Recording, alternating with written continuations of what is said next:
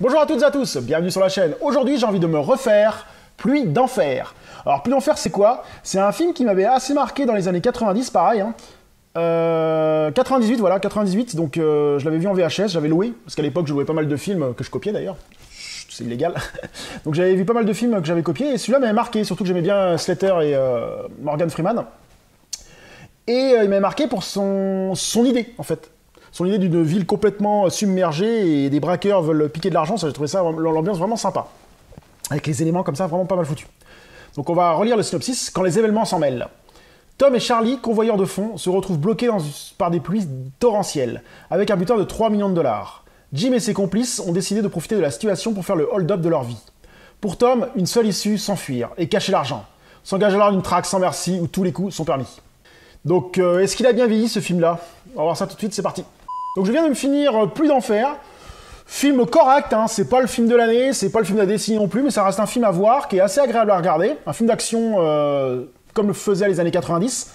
Par contre, il y a un petit bémol, c'est les effets spéciaux. À certains moments, ils utilisent des maquettes. Ah là là, à un moment, au début, il y a une sorte de survol de drone, enfin c'est pas un drone à l'époque, mais un hélicoptère ou je sais pas quoi, et j'ai l'impression qu'ils survolent des voitures en maquette. Même le barrage fait vraiment maquette. Certaines maisons font maquette, enfin ça m'a un peu choqué. Hein. Pourtant en 98 ils avaient des effets spéciaux, mais bon peut-être qu'ils n'étaient pas capables de faire ça.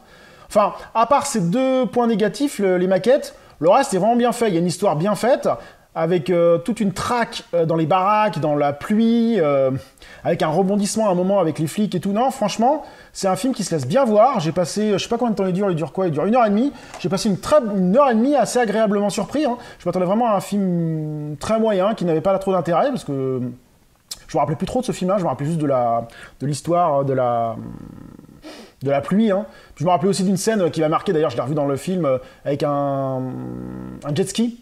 Un jet ski dans les couloirs d'une baraque ou d'une école, c'est une école, ouais. Les couloirs d'une école, vraiment bien fait. Pluie d'enfer est encore un bon film d'action qui se laisse bien regarder. À part quelques détails un peu débiles, hein, des trucs un peu gros à certains moments, mais bon, dans les films d'action, il y a toujours des trucs un peu gros.